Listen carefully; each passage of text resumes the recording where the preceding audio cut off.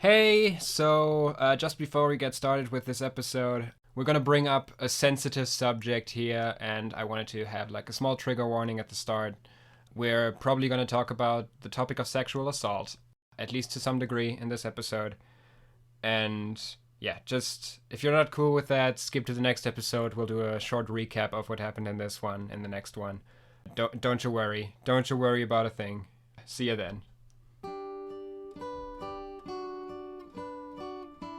In 1967, Roland Barthes wrote La mort de l'auteur, The Death of the Author, an essay proclaiming that the opinions of an author on what his text may mean are irrelevant to the interpretation of said text. In 2020, Julian and Magnus decided that the author's abilities are just as irrelevant. This is Kill the Author.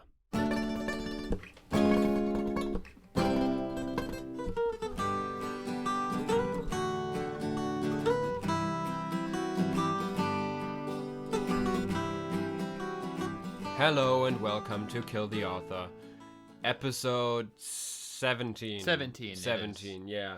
The second half of episode 9. Yeah, this time in proper audio quality. Yeah, hopefully, unless something went terribly wrong. Sorry about that last one. Just to get into things, like, we both watched this episode. Usually, like, sometimes I watch it a day before we record and make my notes. Sometimes you watch it before that too. We watched the episode like pretty much exactly before, like directly before we did this. Yeah. This time. Like separately as always, but like we just watched it. So my emotional state is still pretty much formed by this episode. How's your emotional state? It's seen better days. Okay. It's seen better episodes. Of school days, more exactly. Yeah, I think I hate school days again. Finally. I mean, we did say a lot of positive stuff about it, right? Like over the course of the show. A little bit. Yeah, there was a lot of stuff where we were like, "There's something cool here. That's a cool idea here." Preparing for this episode just kind of like it changed my view of the entire school days like franchise a little bit. I don't know if that's the case for you. Yeah. So, how did the last episode end? The last episode ended with Hikari? Yeah, Hikari. Hikari walking up to Makoto and Sekai and telling them that Makoto's girlfriend had come to visit him. Yeah. Whatever the hell that was supposed to mean. Yeah, because it wasn't Makoto's girlfriend. It did not happen. No, it wasn't Makoto's girlfriend. It's actually Kokoro, the little sister of Makoto's potential kinda girlfriend, Kotonoha. Who, I guess, I don't know, maybe Hikari thought that she was Kotonoha because they look exactly the same? They look exactly the same, just one is smaller, I guess. They have slightly different hair. I mean, a bit. But Kokoro is not alone. There's another character there, which is another child called Uzuki. Yeah. And the first time I watched this, I was wondering, who is this character? I've seen this show before. I do not remember her at all. Also, like, the way this scene plays out, it very much, like, feels to me like it's fan service. Like, the way this scene plays out feels to me like Uzuki is a character that maybe comes from the games and is like an important character there. So they're bringing her in and naming her here and having her talk a little bit. That's kind of the vibe I got. Like she's someone I as a fan was supposed to recognize. I looked up Uzuki. I also looked up Uzuki.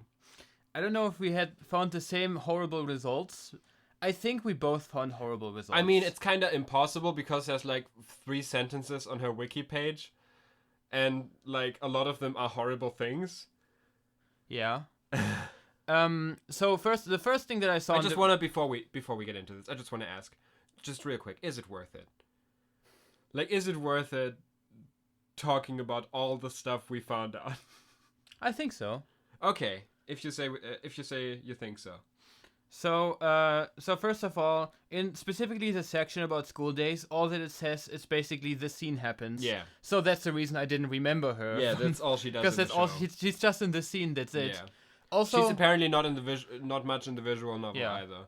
Also, by the way, it says she is 4 feet tall. That's 122 centimeters. Which seems like she's 10 years old, but that really seems still unusually small. Yeah, she's not that tall. Also, something like where we're talking about age and height. I, throughout this journey through the wiki, also looked at the wiki page of Kokoro. Yeah. Where it says that she's 13. What? Yeah. It says on her wiki page that she's 13. Now, I don't know if that's true for the entire franchise, but that would make her, like... How old is the main cast? Like 14, 15 maybe? Yeah. That would make her, like, only very slightly younger than Kotonoha. I assume in the anime she's younger than that. But that's what it says on the wiki. That's weird. Yeah. So, again, it says Uzuki's 4 feet tall. And, yes, an average 10-year-old girl is 4'6" tall. I just wanted to mention this. Okay. So she is She's unusually She is small. 17 centimeters above the average for her height. I mean, it's important, like, that she looks even younger than she actually is. Well, not Kokoro, Uzuki. Yeah, I mean Uzuki. It's important that both of them look even younger than they are. Yeah. To make things more weird. So it didn't say much about her in the section about school days. Yeah. It said significantly more about her in role the section, in cross. Yeah. About cross days. We've talked about it before. Also shiny days. I didn't read that part. Oh, okay. I read that part. Okay. Okay, then let's do the cross days thing first. Actually, let's do the shiny days part first. No. Let's do the cross days part. Are we first, both judging which part is worse? I think my part might be worse. So there's a character in Cross Days. His name is Koichi Kasanoin. I'm not sure I'm supposed to say that one. Yeah, Koichi Kasanoin. That's also who I wrote down here. So that character is apparently also at the library. It read in the wiki that in connection with Cross Days specifically, like he's apparently a colleague of the main character Yuki, because he's a librarian. Yeah, we mentioned that before. Yeah, and apparently he has this kind of fake position as a tutor that he has in the school. Ah, okay. She talks about a tutor in the scene, so you're assuming that's him. Yeah, pretty clearly.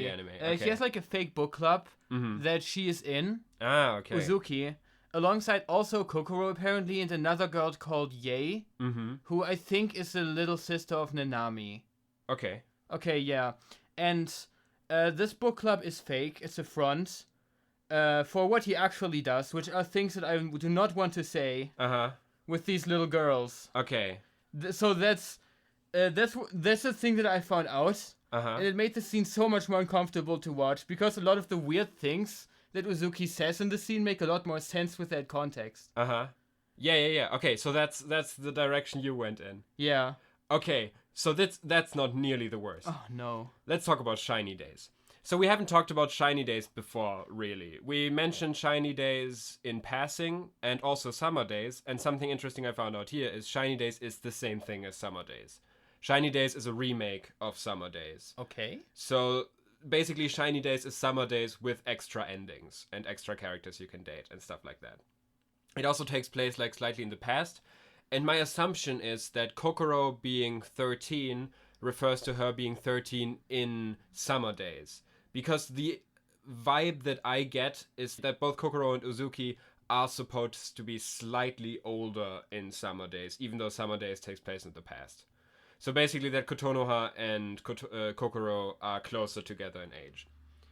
So what I read, how I got into this whole thing is the page of Uzuki, where it says in the information section, Uzuki is a friend of Kohoro Katsura, along with her and Yae Kanroji, an underage victim of Kyoichi Kasanoin. Yeah, that's what I meant. That's how I got to it. That's how I got to look at him. Yeah, Yae was the other girl, the sister of Nanami. And you looked at the cross days connection between these two characters, while I looked at the shiny days connection between these two characters on the page of that guy. So first of all, I don't know if you mentioned that, I might have forgotten it. He's supposed to be the boyfriend of Nanami. Yeah, I was about to mention that. Yeah, right. So we see that Nanami, like we saw her extend her hand last time. So she went to someone with someone to the Yeah, fuck that room. was him, presumably. So that's probably him. I'm pretty sure I read in the wiki as well, the next episode has a scene where we actually see him. Oh, okay. On record. Okay, We'll see. Yeah, okay. Yeah. So, what I saw is, under the section for Shiny Days on his page, that in the Reign of Carnage ending... Oh, I think I've seen that, actually. But Yeah. I didn't pay that much attention. That in the Reign of Carnage ending, he and Makoto sexually abuse Kokoro and her friend Uzuki, which leads to Kotonoha killing both of them. And then burning the building down. Yeah. Yeah, I read that. Yeah. I looked through because I wanted to see, okay, Reign of Carnage ending, what the fuck is that? It's bad. It's like terrible. This is... So, it's not just that guy, it's also Makoto. Like, I looked at characterization of Makoto on the wiki, and it said that his appearance in Cross Days was strange because he appeared significantly more sociopathic in that game than in all the other ones. Did he though? He did that in Shiny Days, and he's worse in Cross Days. So do I want to play Cross Days? I mean, of course I do. Yeah. But do I want to play Cross Days? It's just, I looked through that. I looked through some other things on the wiki. Also, like, Uzuki is implied to be pregnant in that ending. Yeah, I think I saw something like that as well. And I was saying that it's implied that they're older in Summer Days. By that I mean, I fucking hope it's implied that they're older, because I didn't see any evidence for that. I'm just basing that on Kokoro apparently being 13 at some point. Yeah. Basically, like, what this did to me in regards to School Days is it kind of, like, previously I kind of saw the School Days anime as a weird thing, because it was this acceptable for, like, the usual anime watching audience version of a hentai game. Basically, like, a slightly watered down PG-13 version of a hentai game. School Days isn't just a hentai game. It's like a fucking weird hentai game. That's like making a cartoon of the Human Centipede. That's kind of the vibe that I'm getting here. Like, it's edgelord shit. From what I've seen from School Days. Like, this is pointlessly cruel in a lot of places. To me, like, I thought this earlier today, but to me, watching School Days and then looking up all these characters in the wiki is like seeing a Scientology stand in the city, and then looking up what Scientology is. Yeah, exactly. Like, you see something, you can do like a personality check on me to figure out why I'm unhappy. That's cool. And then you figure out, oh yeah, there's these alien spirits that inhabit our bodies. We went so many steps further because we went straight from the most generally acceptable version of the franchise to finding out its worst elements. Mm. It's like the School Days anime is like presenting the School Days universe in the most acceptable version possible. Yeah, and still this episode happens, which, let's continue with that. Okay, so Kokoro says that Kotonoha told her that Makoto would be there. I'm shocked I managed to get all of those names right in the correct order. And Hikari does a comment about how popular he is after Kokoro hugs him, which I thought is weird. Yeah. She's a child. I mean, apparently in Shiny Days at least, he has multiple endings where he gets together with her. So... Yeah, sure, she is older, huh? Yeah, let's hope. Let's hope. And then Sekai comments about, what did you mean, girlfriend? As a reference to, like, the end of and the last doesn't half. really get an answer. Yeah, and, like, yes. Yes, indeed. Why did she say that? And in general, are these, like, transitions in the middle? Is there supposed to be an ad there? Like an ad break? I assume there's supposed to be an ad break there, yeah. Okay. Like, that's usually why these are there. Blasphemy, I did not watch this show as it aired in Japan in 2006. So we missed the nice boat ending. Yeah, I was 8 years old. We'll get to that. I'm that. glad I didn't see that when it yeah, aired. Yeah. I mean, how old was I? When was it? 2006? 2006, so like 12? I mean, that's probably the target audience, right?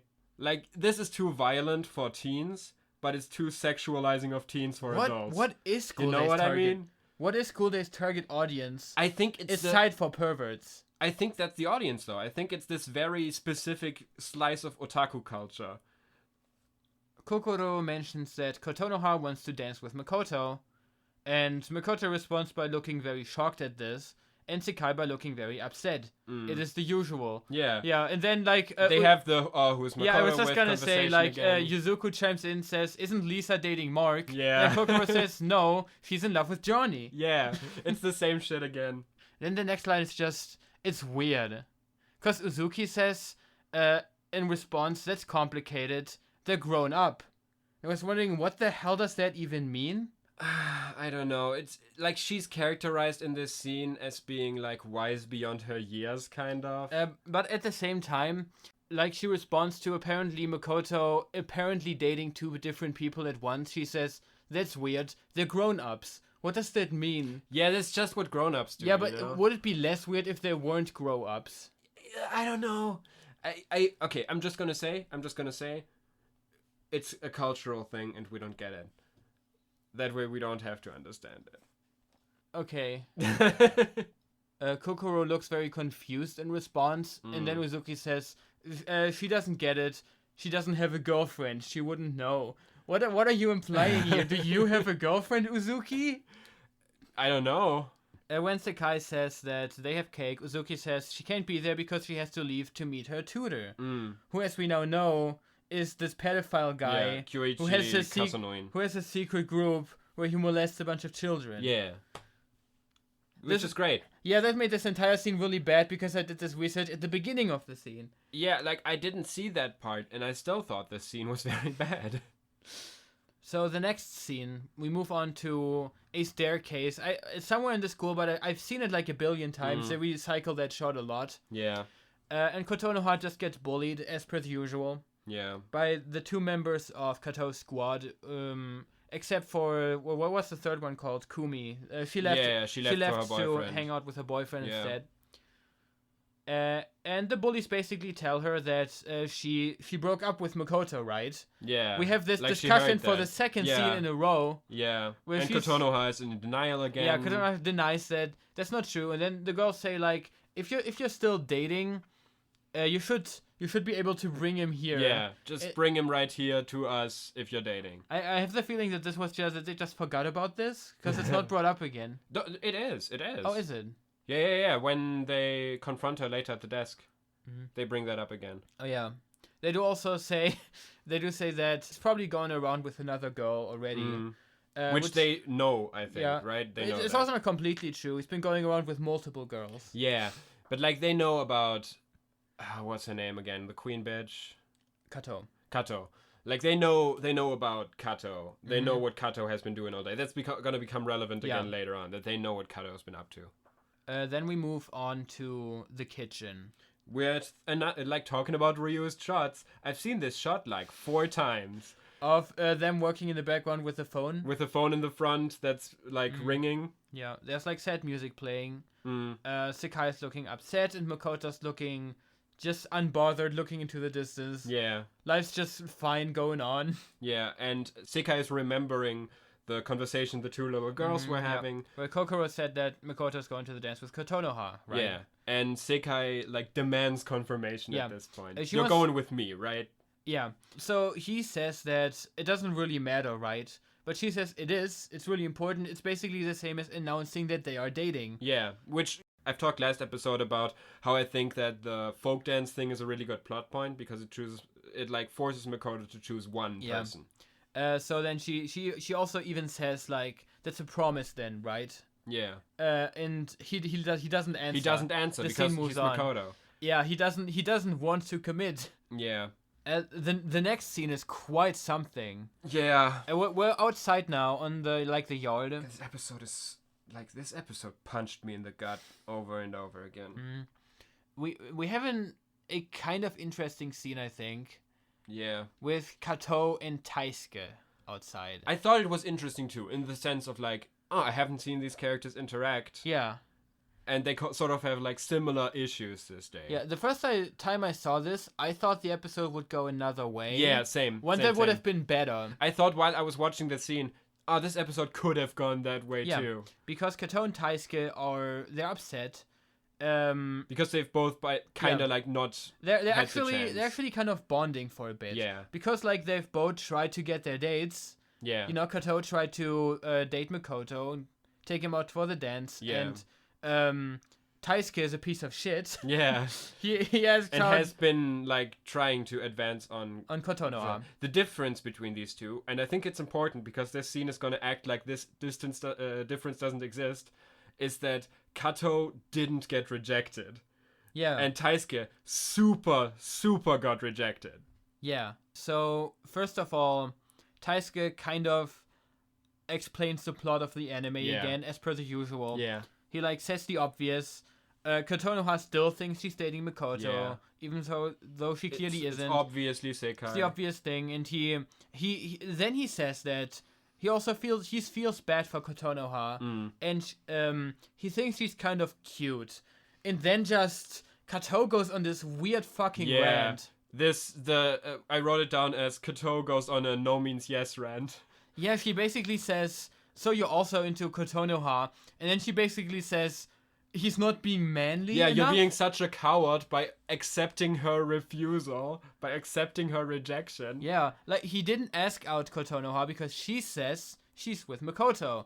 And he says, like, well, then you're not being a real man. Yeah. And then Kato says, and, like, I quote, because this is nuts, this whole sequence. With girls, even if you get turned down the first or second time, you have to keep pushing. Yeah. If that doesn't work, then she really hates you. Like, honestly, what the fuck is this bullshit? This should be on top of the Wikipedia entry for toxic masculinity as a definition. We talked before about, like we talked this episode about who the fuck is the audience for this. Like, this isn't something that audience should hear.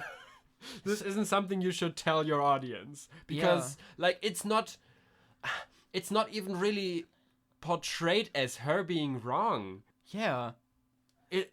Like, again, the last thing she says, if that doesn't work, she really hates you. Yeah. Which is basically the same as saying, like, if she doesn't explicitly say no, it's not unconsensual. Yeah. No means yes. This is so fucked up. Why is this in here? It's...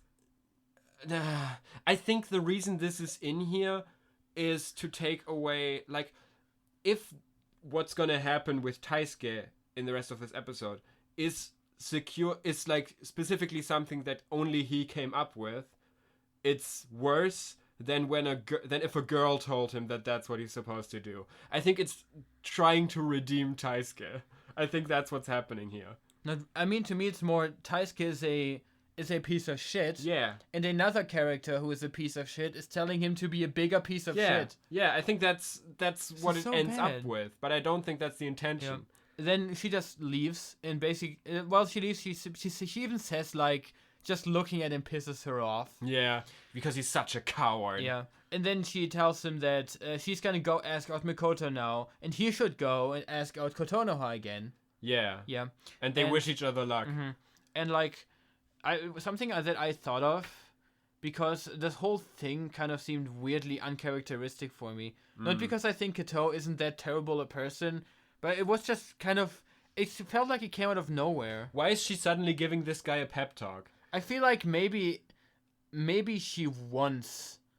She wants Kotonoha removed from the situation. Or she just wants Kotonoha to be distracted. Yeah. While she asks out Makoto. I was thinking that too about Kotonoha left her station because she got, like, a job where she has to deliver some papers. That was in the previous scene where the bullies caught her. She, like, left her station at the haunted house to deliver some papers or whatever. And that's when the mean girls met with her. I thought, like, what if that was also intentional? Like, what if her leaving her post is relevant because she's also guarding the fuck room? So just generally getting her away is beneficial to Kato if she wants to get Makoto into the fuck room without her noticing. Yeah, it could be it. Actually, Kato isn't acting as uncharacteristic in this scene as Taisuke is. Okay. Because, like, this is kind of a minor thing, but this scene is 2 minutes and 10 seconds long. With Taisuke being alone with another girl for 130 seconds without advancing on her at all. Yeah. Yeah, which is, like, his one characteristic. Yeah, and this would have been, like, a great chance to have these two characters. Yeah, this is what we thought earlier. Yeah. It would have been a great chance to, like, build up a rapport and maybe a relationship between these two, like, pieces of shit that they could both like sort of grow from. In my high budget remake of School Days, I'm gonna do that. But then this just went the exact opposite way. I hate this scene. Yeah. I hate, like, this is what I mean when I say this episode was tiring. I hate every single scene in this episode. Like, there's not a scene that I enjoyed in this. Anyway, we're moving on to the next one. Yeah. So the next scene starts with tits. Yes. Titties. Specifically Sakai's. Like, I think we've had this shot before where, like, it starts out zoomed extremely close on the tits and then quickly whoop zooms out. Yeah, so we can see whose tits. It's like dumb comedic sound effect, like it's like, who's that Pokemon? It's Sakai. We see Sakai literally clinging to him, like he's holding on to his arm. Yeah. And she's looking really happy, actually. And I think it's like because I guess he did promise that he was gonna dance with her, or at least it appears that this is what he's going to do. He kind of implied it, I guess. Yeah. And like, maybe if she clings to him, he can't get to any other girl and go to like a dance with her. She's like metaphorically and physically clinging to him. Yeah.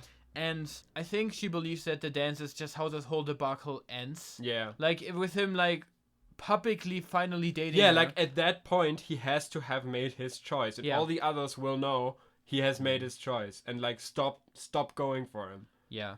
I think what happens next is interesting.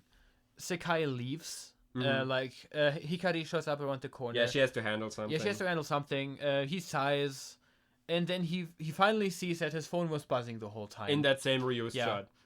Then he picks it up and he sees that he has received 20 messages from Kotonoha. Yeah. Which is low. I thought she sent him a lot more. Same. Throughout the day. And he just completely freaks out. Yeah. Like anime horror eyes, and he runs. Yeah, it's like, oh shit. Oh fuck. So the next thing I'm just gonna say now, he gets stalked by Kato. Yeah. But regardless, where was he running? I assumed to Kotonoha. Yeah, but I thought either he's running to her or he's running away. He's running away from her. I think they're both equally as plausible. Yeah, I'm getting the assumption that he's running to Kotonoha because, like, you know, he still wants to keep that one open at this point. Like, he doesn't seem to be ready to end any relationship he's in.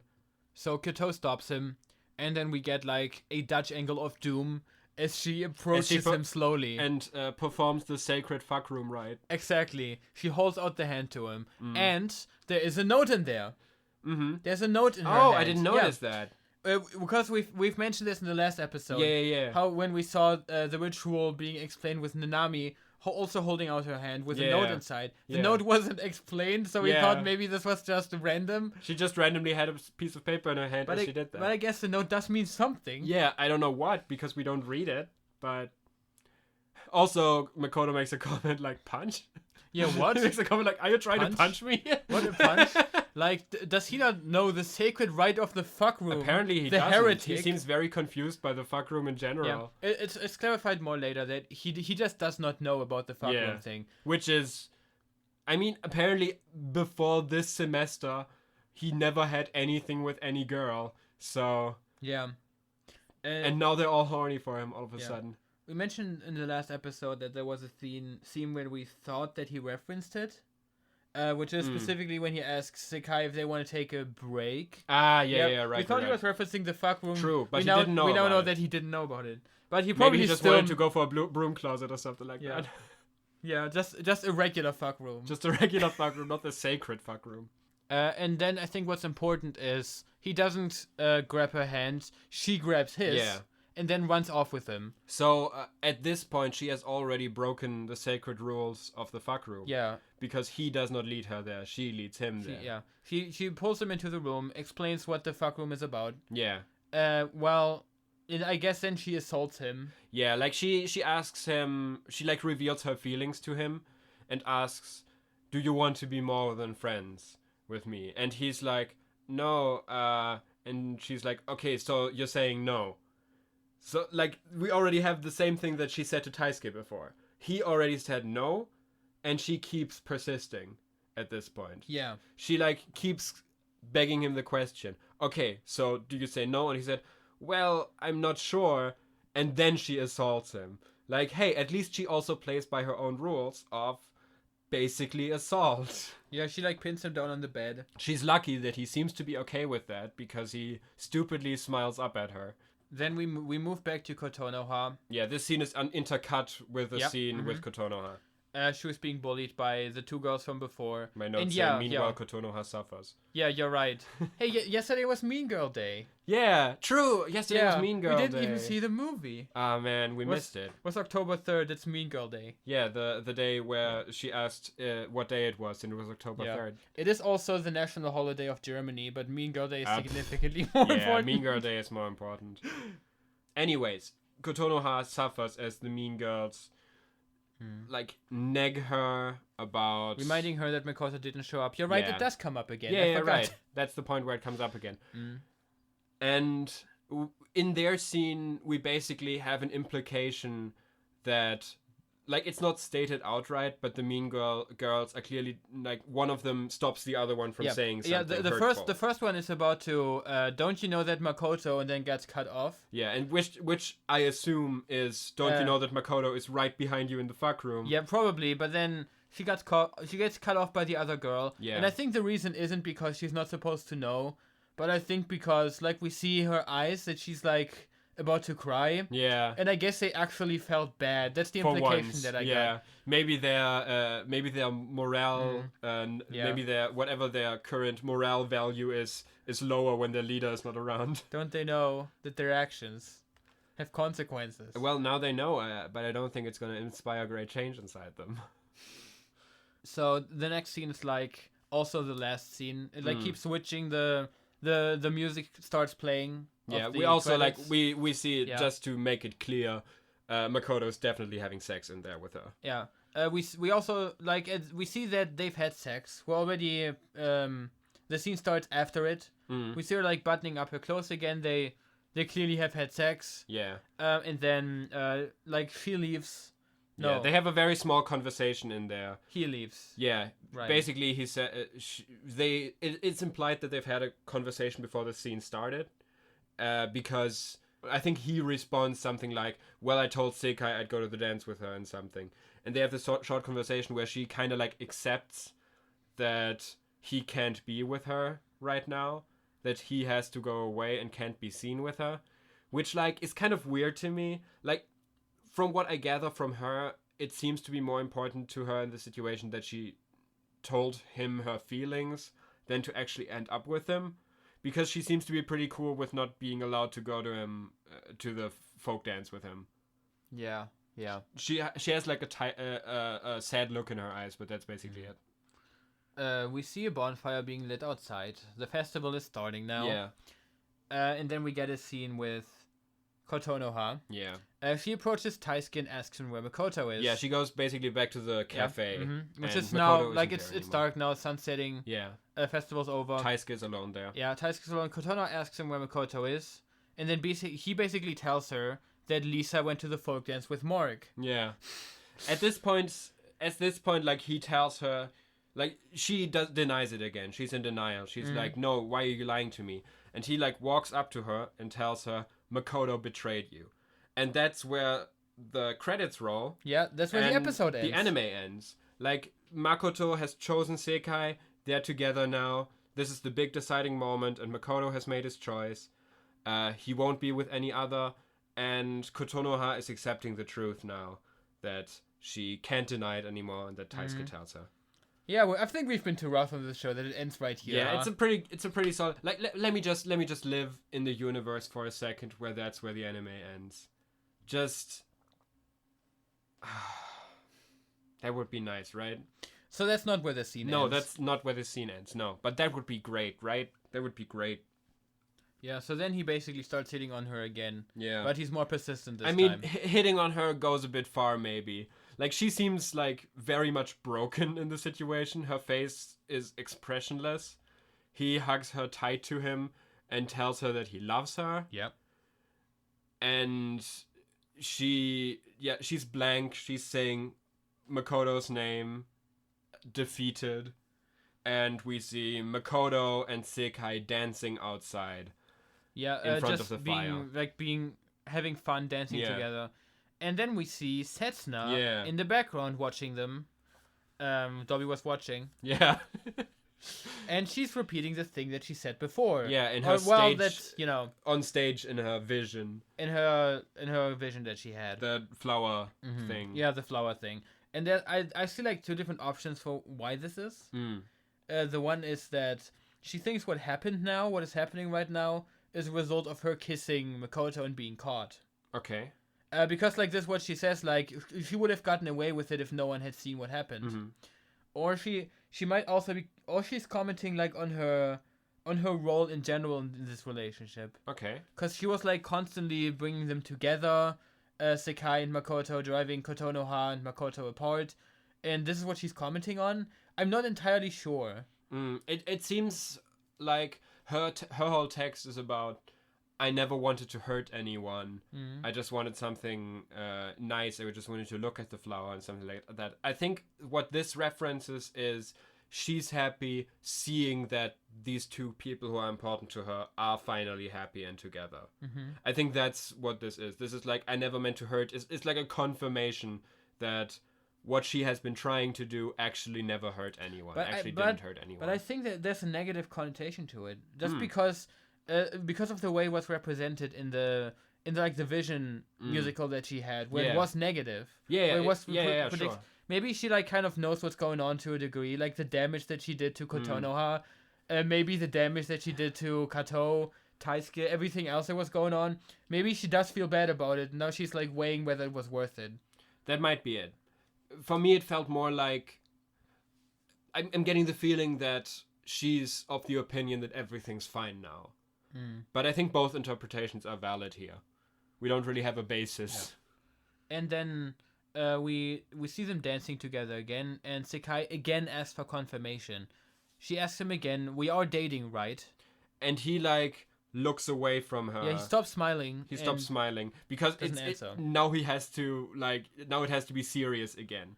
Like the feeling that we get from him throughout this episode and throughout the last few is less what we heard in Cross Days. It's less, I want to go for the hottest girl around.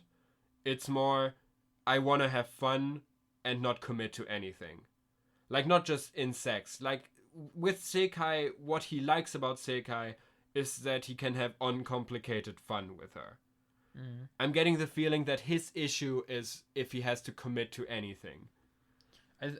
Maybe it's because Kotonoha has implicit demands. Like, in order for him to be happy and to have fun with Kotonoha, he has to change the way that he acts. Like, it's just in general, if Makoto, like 4 episodes ago, broke up with Kotonoha, shit would be fine. Like, the issue isn't, like, it seems pretty clear that Makoto and Kotonoha just aren't meant to be. Like, he and her want different things from a relationship.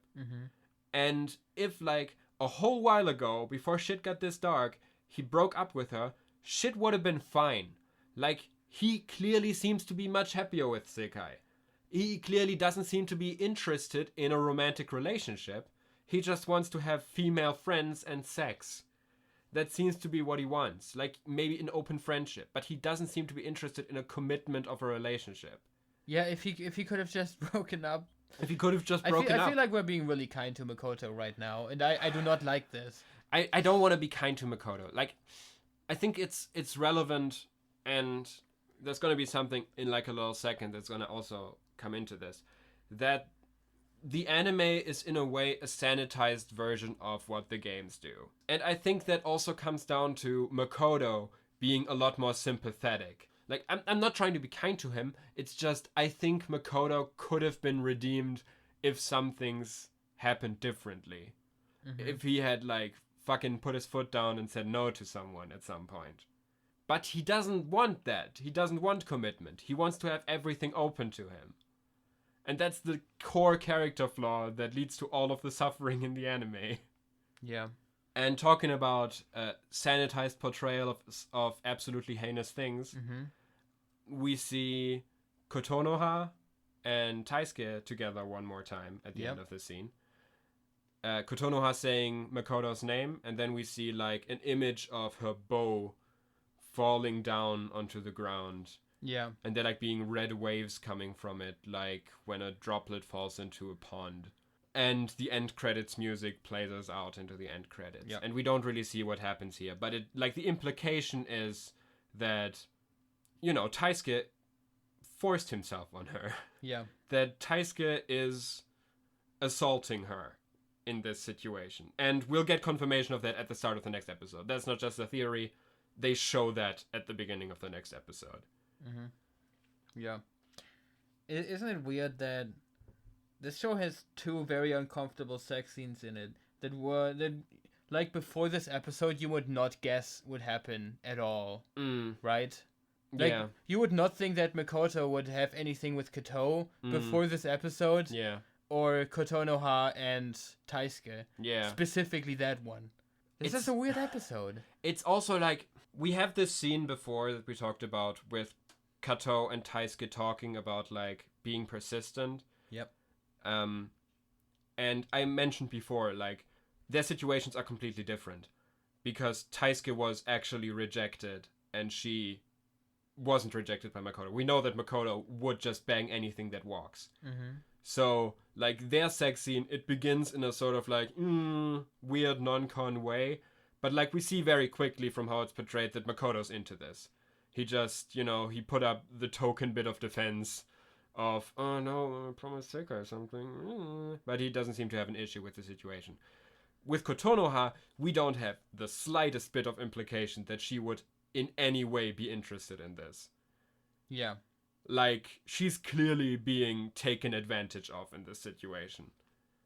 And it's gonna be something. Like, if you put something like sexual assault into your story, you better have a fucking good reason for it. Yeah. And what is accomplished by this, from what you remember from the anime?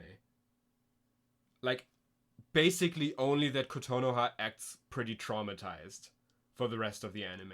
Yeah, I don't remember. Like, she just basically acts like she's traumatized, which is in part, of course, because Makoto never really broke up with her, but could also be, like, because she was basically raped in the situation.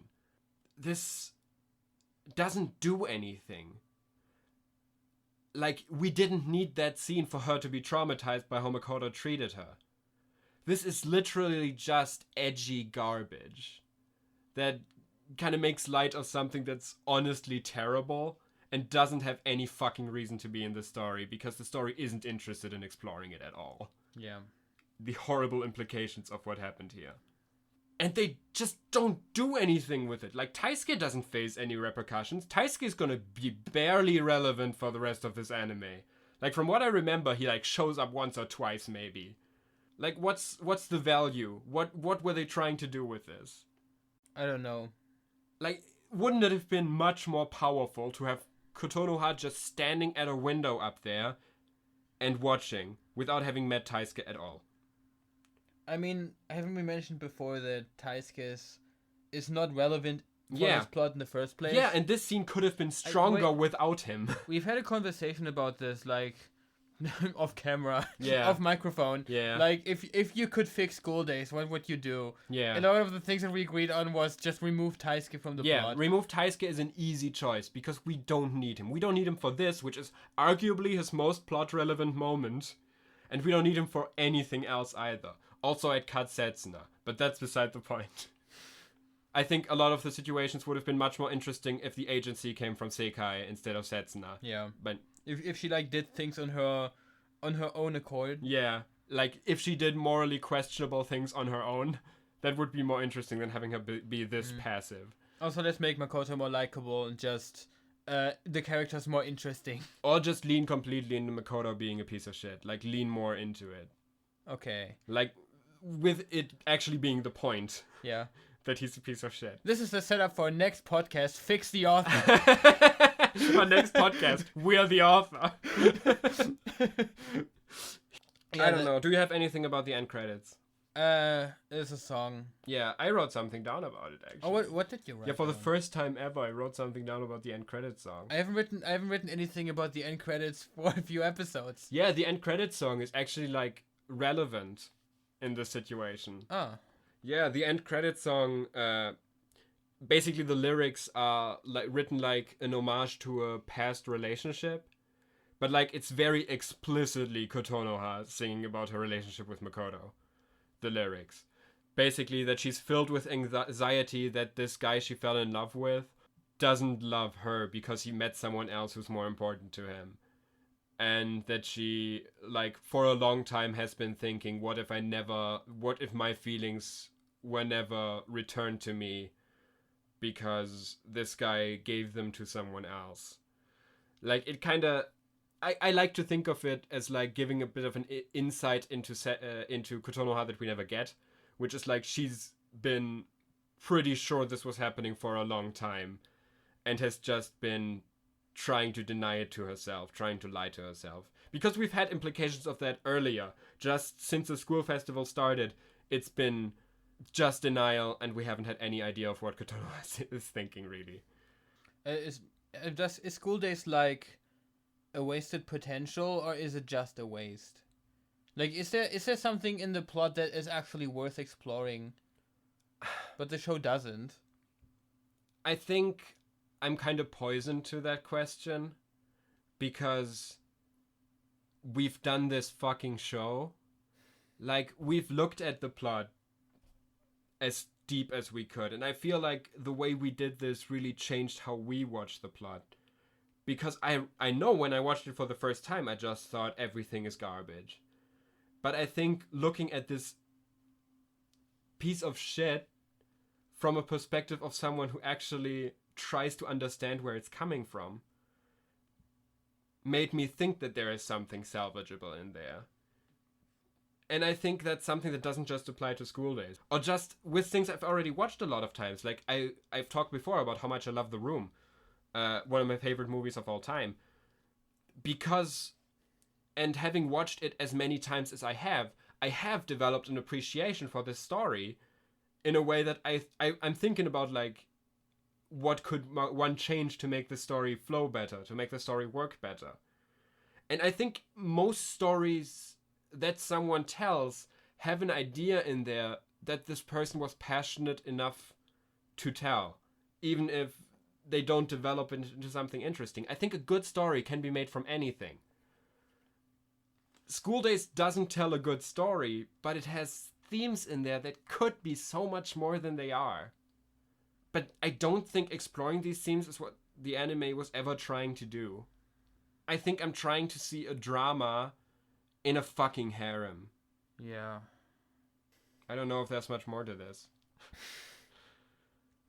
I mean, we'll probably still have a lot to say about the show in general when we get to the finale. 3 more episodes. Yeah, that's 6 episodes for us. Yeah. Are we done in November?